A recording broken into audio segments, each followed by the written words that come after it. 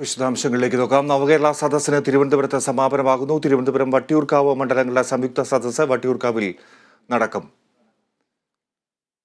വിവരങ്ങളുമായി അമൽനാഥ് ചേരുന്നു. അമൽനാഥ്, നവകേരള സദസ്സിന് ഇന്ന് സമാപനമാണ്.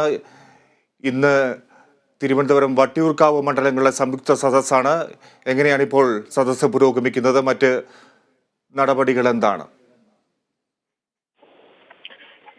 നിലവിലിപ്പോൾ നിയമമണ്ഡലത്തിലെ നവകേരള സദസ്സ് പുരോഗമിച്ചുകൊണ്ടിരിക്കുകയാണ്. നിയമമണ്ഡലത്തിലെ സദസ്സ് പൂജപ്പുരയിൽ വെച്ചാണ് നടന്നുകൊണ്ടിരിക്കുന്നത്. ഇന്നത്തെ രണ്ടാമത്തെ സദസ്സാണ് ഈ നിയമമണ്ഡലത്തിലേത്. അത് നിലവിൽ പുരോഗമിച്ചു കൊണ്ടിരിക്കുന്നു. ഏറ്റവും ആദ്യം കോവളം മണ്ഡലത്തിലായിരുന്നു ഇന്ന് സദസ്സുണ്ടായിരുന്നത്.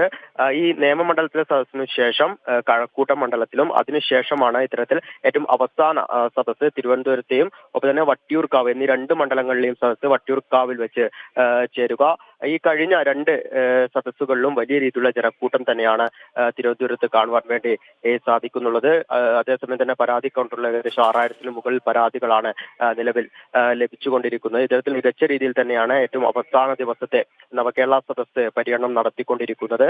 36 ദിവസങ്ങളായി സംസ്ഥാനത്തെ വിവിധ മണ്ഡലങ്ങളിലൂടെ മന്ത്രിസഭ ഇറങ്ങിച്ചെന്ന് ജനങ്ങളിൽ നിന്നും പരാതികൾ സ്വീകരിക്കുകയും ഒപ്പം തന്നെ ഇടതുപക്ഷ സർക്കാരിന്റെ കഴിഞ്ഞ 7 വർഷത്തെ വികസന നേട്ടങ്ങളെ ജനങ്ങളിലേക്ക് എത്തിക്കുകയും ചെയ്യുന്ന ഈ ഒരു പരിപാടി വലിയൊരു വിജയത്തിലേക്ക് എത്തി എന്ന് തന്നെ നമുക്ക് പറയേണ്ടിയിരിക്കുന്നു. അത്തരത്തിൽ തന്നെയായിരുന്നു ഓരോ മണ്ഡലത്തിൽ നിന്നുണ്ടായിരുന്ന പ്രതികരണം. അത് തന്നെയാണ് ഓരോ മണ്ഡലത്തിലും കാണുവാൻ വേണ്ടിയും സാധിച്ചിട്ടുണ്ടായിരുന്നത്. എന്നാൽ ആദ്യഘട്ടത്തിൽ തന്നെ ഇത്തരത്തിൽ പ്രതിപക്ഷം ഈ ഒരു നവകേരള സദസ്സിനെ അനുകൂലിച്ചിരുന്നില്ല. എന്നാൽ പ്രതിപക്ഷത്തിന്റെ ഈ വാക്കുകളൊക്കെ തന്നെ തിരസ്കരിച്ചുകൊണ്ട് പ്രഭാത സദസ്സിലടക്കം നിരവധി കോൺഗ്രസിന്റെ നേതാക്കളും ഒപ്പം തന്നെ ലീഗിന്റെ നേതാക്കളടക്കം പങ്കെടുത്തിരുന്നു. നിലവിൽ ഇന്നും തിരുവനന്തപുരം ജില്ലയിൽ ശക്തമായ രീതിയിലുള്ള പ്രതിഷേധങ്ങൾ തന്നെയാണ് ഇതിന്റെ ഭാഗമായി കാണുവാൻ വേണ്ടി സാധിച്ചിട്ടുള്ളത്. കോൺഗ്രസിന്റെ നേതൃത്വത്തിൽ വലിയ രീതിയിലുള്ള പ്രതിഷേധങ്ങൾ കാണുവാൻ വേണ്ടി സാധിച്ചു. അതേസമയം കഴിഞ്ഞ ദിവസങ്ങളിലും ഇത്തരത്തിൽ യൂത്ത് കോൺഗ്രസിന്റെയും നേതൃത്വത്തിൽ പ്രതിഷേധങ്ങൾ ഉണ്ടായിരുന്നു. ഒപ്പം തന്നെ BJPയുടെയും യുവമോർച്ചയുടെ നേതൃത്വത്തിൽ കഴിഞ്ഞ ദിവസങ്ങളിൽ പ്രതിഷേധമുണ്ടായിരുന്നു. ഒപ്പം ഇന്ന് നിയമമണ്ഡലത്തിലെ സദസ്സ് നടക്കുന്ന പൂജപ്പുരയ്ക്ക്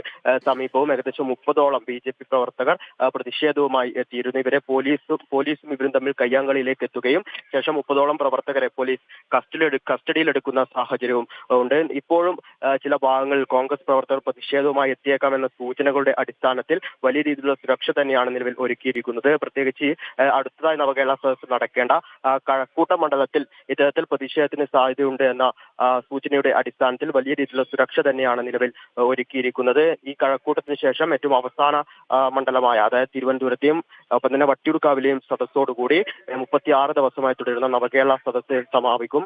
ഒപ്പം തന്നെ അതായത് എറണാകുളം ജില്ലയിലെ മാറ്റിവെച്ച 4 മണ്ഡലങ്ങളിലെ സദസ്സ് ജനുവരി 1, 2 തീയതികൾ നടത്തുവാനും നേരത്തെ തന്നെ തീരുമാനിച്ചിരുന്നു. ശരി അമൽ.